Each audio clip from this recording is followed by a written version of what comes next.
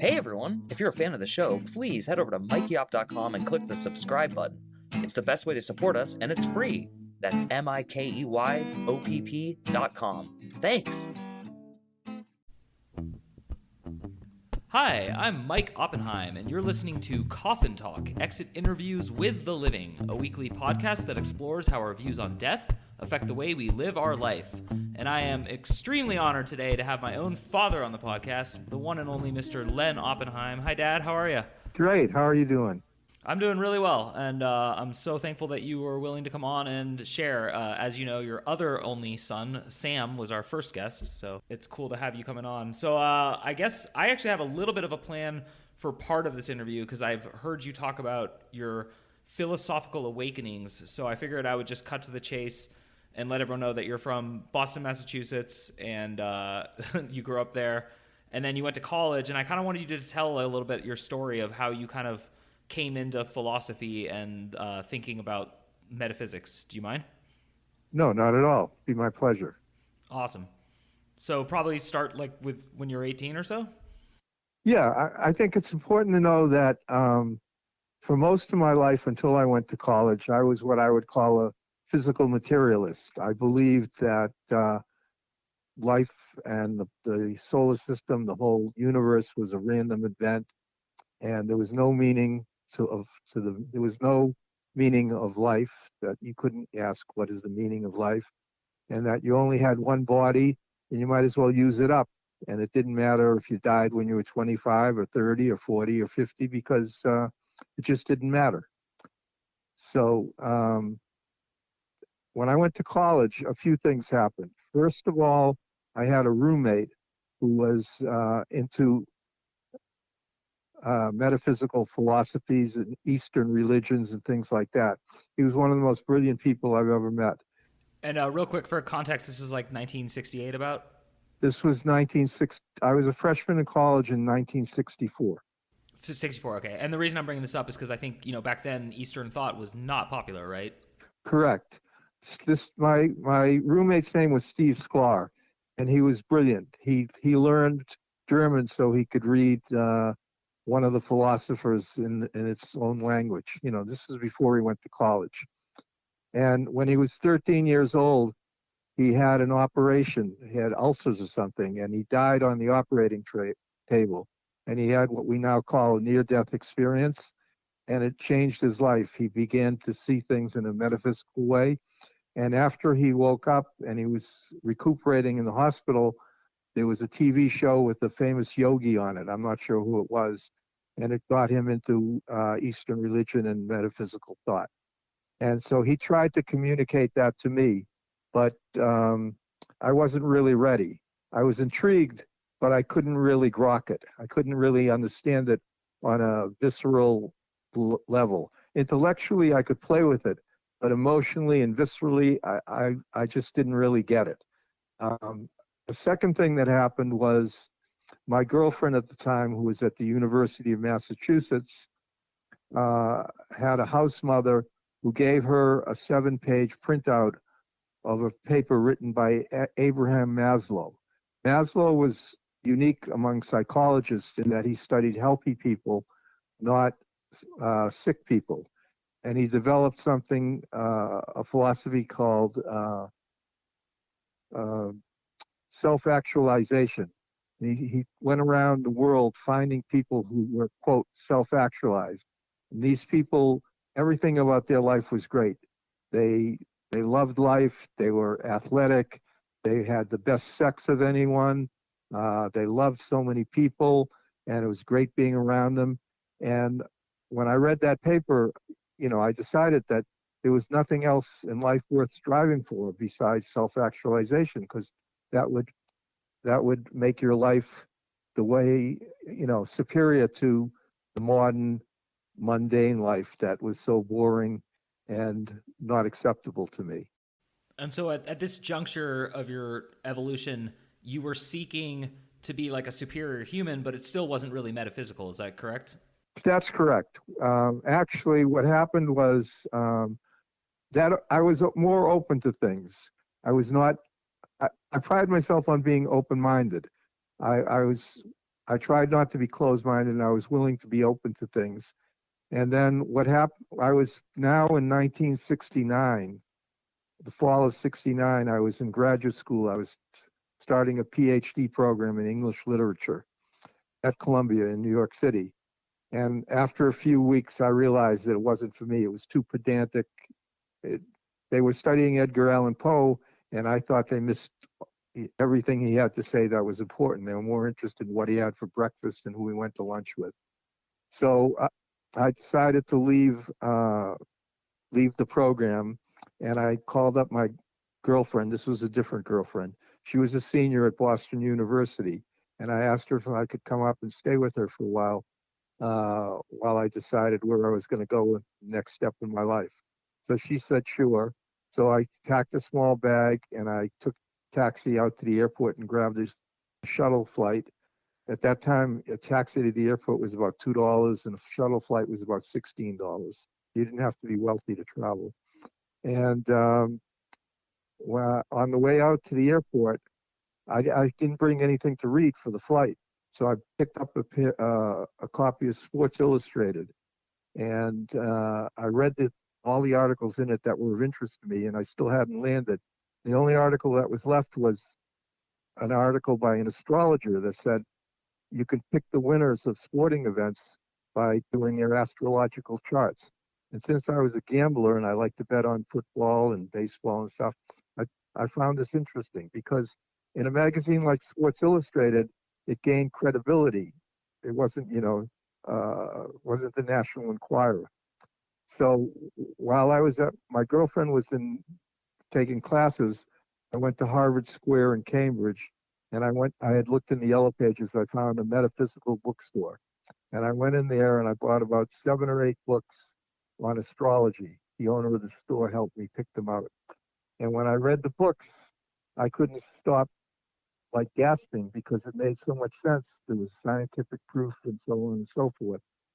In fact, I got into it so much that I decided I was going to open a computerized horoscope business with a friend of mine. But one thing led to another, and while I was setting up this computerized horoscope business, I was in Florida visiting a friend, and we went out. Actually, I learned to water ski that day, and we went. I told his mother what I was doing, and she said, "Oh, there are a lot of charlatans in philosophy, but there's a lady down the street who's the real deal. I'd like to introduce you to her." So I said, "Sure." So she called up the lady, and her name was Mrs. Davis. And I went to the house, and she said, Davis's house, and she said that something came up and she'd have to take about 15 or 20 minutes, but she gave me a book that was written by her husband. And it was a book called This is Reality by Roy Eugene Davis. And it was a translation and commentary on the Sutras of Patanjali, who was an Indian saint. It's just funny to me because growing up, I've heard you tell the story a few times, and I always enjoy it. It's not actually boring or anything like that, but it is funny that my career as an indexer, a book indexer, I've come across this guy, Roy Eugene Davis, like 15 times now, and so it's just always interesting to me that, I mean, this guy was pretty famous, actually. Oh, yeah, he was. He's a disciple of Paramahansa Yogananda, and after I spoke with his wife, he came in, and he was like something about him. It was like he had everything that I always wanted to be. I mean, it wasn't like we talked about it. It was his presence. And this was like proof positive to me that things about which I had thought of philosophically, such as enlightenment and higher states of consciousness, was very possible. And he introduced me into Kriya Yoga, and I took a course with him on the Bhagavad Gita, and that really got me started on the spiritual path, which eventually took me to transcendental meditation, where Dina and I, my wife and Mike's mother, both learned to become teachers and pursue improving our lives.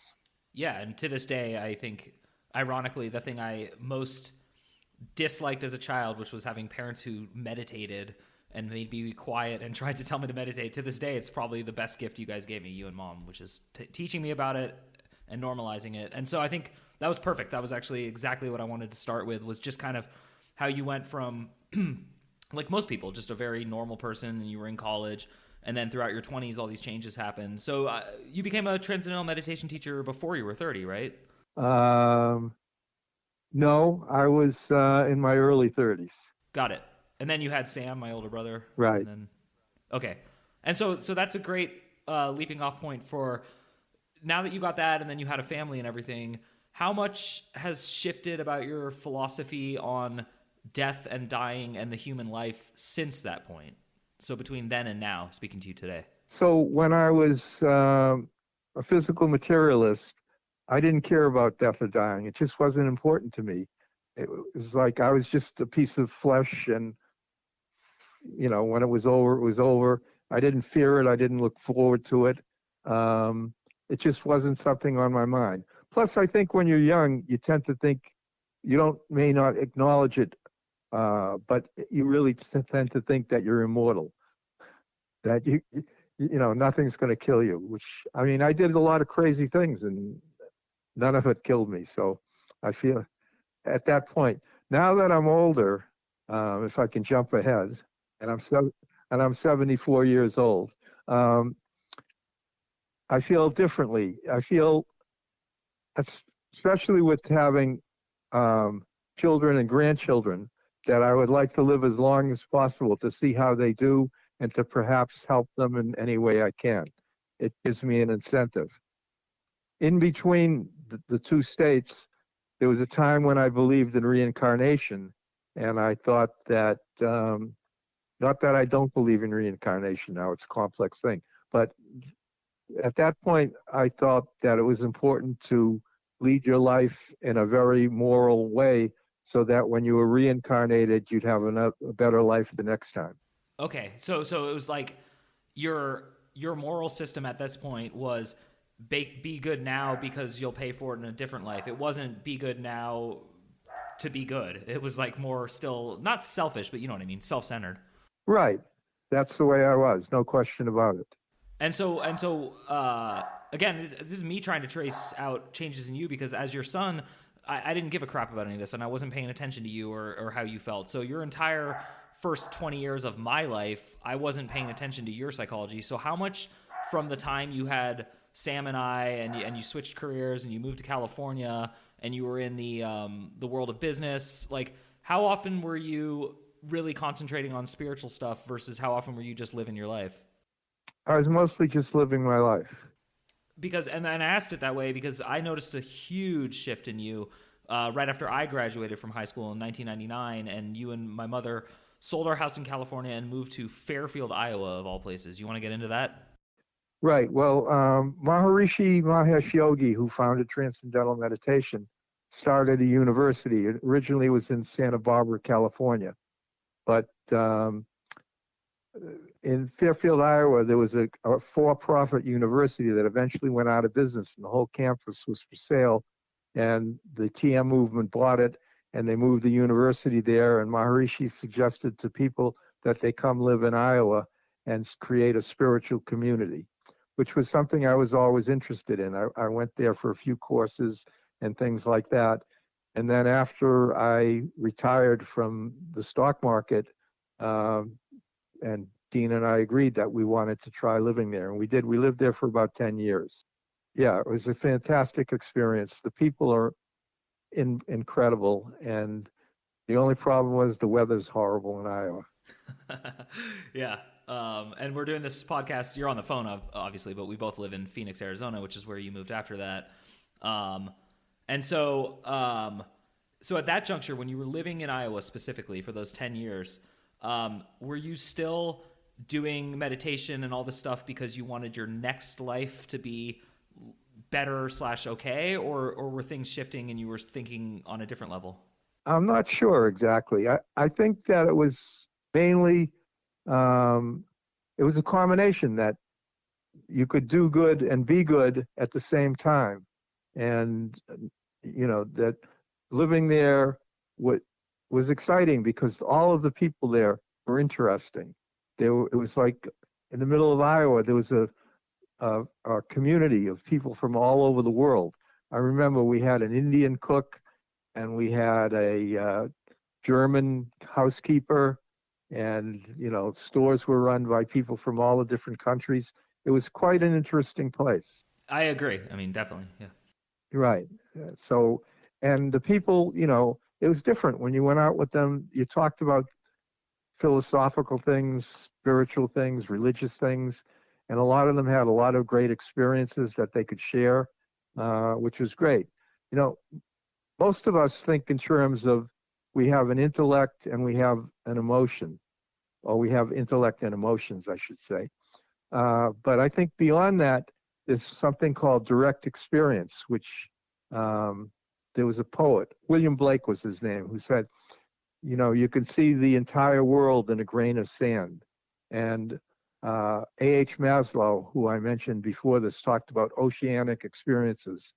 And those are experiences that some people would call mystic, but where you transcend the ordinary and you begin to get a sense that you can't really talk about in linear language, of experiences of knowingness and seeing things that go beyond the everyday experiences that most people seem to be stuck in. That's totally fascinating. And I want to relate it now to a statement you made earlier that I also agree with, which is, again, as your son, I notice shifts in your consciousness from my perspective. I don't notice all of them, but I would agree that when you had grandchildren, something really changed. Like the way you talked about politics, the way you talked about world events, the way you talked about life changed. So is that a transcendent experience, having grandchildren? You have 3 now. You have a 4th on the way.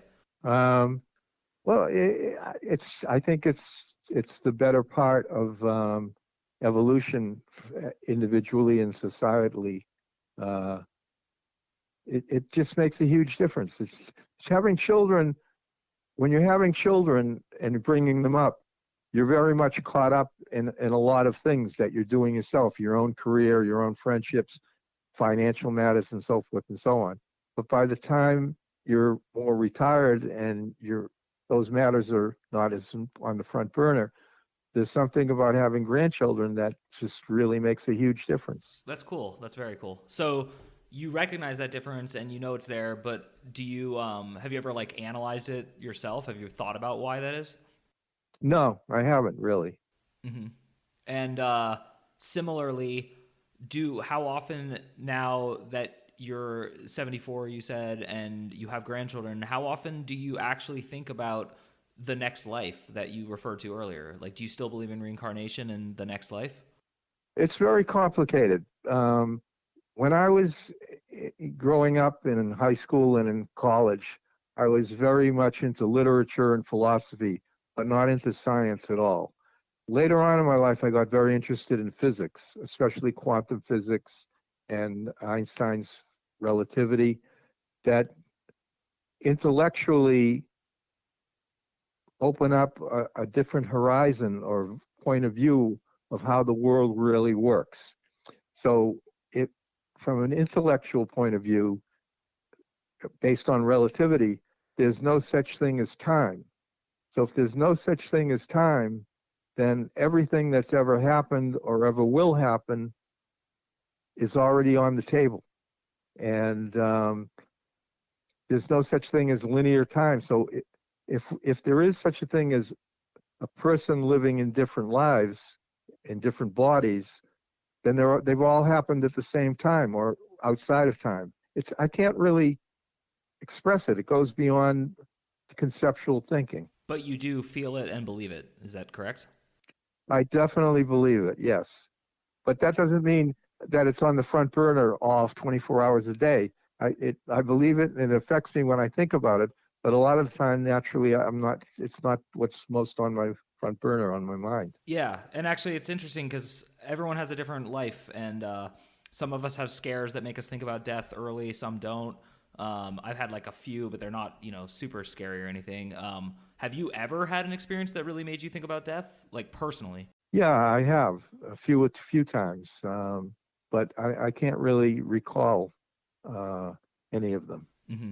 Have you ever been on a plane and it started to lurch, anything like that, or are these more health things? I was on a plane once where we were flying through a terrible storm. It was actually uh, when we went to the Southeast Asia. It was uh, from North Vietnam to Luang Prabang, which is in Laos. And I knew that particular flight 2 months before had crashed and everybody died. You know, the same route, the same airline. And we hit a terrible storm of lightning and thunder, and the plane was bouncing, and it was a small plane. That was scary. But I never thought I was going to die at that time. But it was scary. So, I mean, there's a lot of questions I want to ask, and I'm trying to think what order to ask them in. But what I want to get to for sure, because you touched on it, is this idea that it's all on the table. You introduced it to me, I'd say 15 years ago, and I remember just like wanting to laugh at you. Like, that sounds so silly. And now every single day I'm alive, it becomes more and more obvious to me that is probably the best explanation for what's going on. It doesn't mean it's true or not. So I'm curious, you've met this guy, Roy Eugene Davis, who's pretty famous. You met Maharishi Mahesh Yogi, who's very famous. I mean, he taught the Beatles. He's in tons of pictures if people want to look him up. And then you also met this guy, Ramesh Balsekar, who I believe is the person who kind of pushed this things have already happened. Sorry, not happened, but that time doesn't exist. Is that correct, that he's the one? Yeah, he's more in that camp than the others. Exactly. So how much was your experience with him a life-changing experience for you, and how, if so? He put things into context. He was the best person, in my opinion, at integrating the physical and the metaphysical. He was very he talked a lot about enlightenment. The favorite thing he said about enlightenment is, you never know when you could get enlightenment. When you could get enlightened, he says, it could happen at any time. It could happen while you're on the toilet. And if it does happen, don't forget to wipe your ass. But that's the kind of, that's something that most Indian gurus, you wouldn't expect them to talk about or to put into those kinds of words. He was a very interesting guy. He had been the president of the Bank of India, and then afterwards he became a disciple of Nisargadatta, who was a famous Advaita scholar and sage, rather. And he took over for Nisargadatta, and Wayne Lickerman took over from him. You've been to see Wayne, and I've been to see Wayne. I think Wayne's terrific too. Wayne is the first person for me that I felt that feeling you're talking about earlier of when you were with Roy Eugene Davis, where you just feel that someone feels different, like, and not, I mean, tons of people feel different, but like in a better way. Like, you just see like the peace. And yet he looks so normal, and he has like a wry, sarcastic grin and things. So, yeah. So you met this Ramesh Balsekar, who now has passed away, but that was that in like 2008? Do you remember? No, it was earlier than that. It was I think 2003 or 2004. Oh, okay. So you've met a lot of important people, a lot of famous people, and you seek, as your son, that's something I see in you, is that you're always seeking really greater truths. You also read stock market articles and political magazine, or not magazines, but articles, and like, I mean, you're invested in the real world. But as your son, something that was always noticeable to me was that you were really invested in this other world, which is now my world and the whole point of this podcast. So where are you with that right now, today? Where are you in your metaphysical journey? I'm pretty comfortable now. I think that Ramesh and Wayne Lickerman have emphasized acceptance of what is. And I think that's the best thing that we can develop, is to be non-judgmental and to understand that the ultimate truth is not understandable. And so that you don't have to keep looking for it. You just have to be satisfied with accepting this incredible universe, this incredible planet, this incredible being alive, consciousness, all of these things which are beyond description. You can just accept it, and that's where I am. Yeah, and actually, this is kind of what I was trying to say earlier. the first time you introduced me to this, just accept it. It's already been, it's in the can is the phrase you like to use, and I like that a lot. Yeah, what Ramesh Balsekar teaches is that it's that the entire reality is like a movie that's already been shot. It's in the can, as they used to say, because they used to keep the movies in the big cans. And what happens is that most of us can only see that part which is being screened at the present time. But in history, there have been people that have seen the past and the future, and which gives credence to that. Actually, that's literally what Nostradamus claimed, was that he could see like the real from the future. Yeah. Yeah, exactly. The two that come to mind are Nostradamus and Edgar Cayce. I mean, if you read There Is a River, which is the first authorized biography of Edgar Cayce, it's mind-boggling what he was able to accomplish, and it's all well documented and scientific. If you believe it, and I think if you fail to believe it, you're not open-minded because it was so well documented. If you believe that, then you have to believe that life is spiritual as well as physical. A lot of people can't be open-minded. Have you ever heard of the SRI, Stanford Research Institute? So they did a bunch of studies on what's called remote viewing, where a person could sit and tell you exactly what something was going on in another place. And they showed the work, which was extremely statistically significant, to a famous physicist. And he said, even if I knew this to be true, I couldn't believe it. And to me, that's the problem with science and with most people, is they can't open their minds to other possibilities, to be open-minded. Well, that's fascinating, and I agree. And as your son, you've helped me become so open-minded that most of my friends hate it, but they also like it. So, yeah. And I think what I want to end on is, it's a weird question, but I think you'll know why I'm asking it. What do you think is harder when you're accepting what is? Accepting the world around you or accepting yourself? The world around you, for me. Yeah, and I wanted to know, because I think that's kind of, both of those sides of the coin are things I think people aren't thinking about when they hear this acceptance philosophy.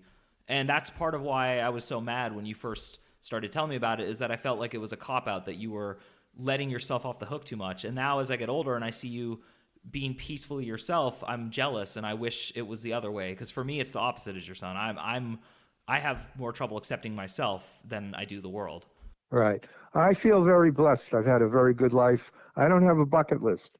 I was fortunate enough to do things that I wanted to do when I was young enough to enjoy them. It's something I highly recommend to everyone. That's awesome. And we are running up against the wall here, so I am just floored. This was so much fun. And like I told your son, my brother Sam, I'll probably have you back on because there's a lot more to dig into here. But is there anything you want to add before we go? No, I enjoyed it. Thanks for having me. Awesome. Well, thank you, Len / my dad, for helping us put another nail in the coffin. As always, this has been another episode of Coffin Talk, exit interviews with the living, and I am Mike Oppenheim, and we will see you soon.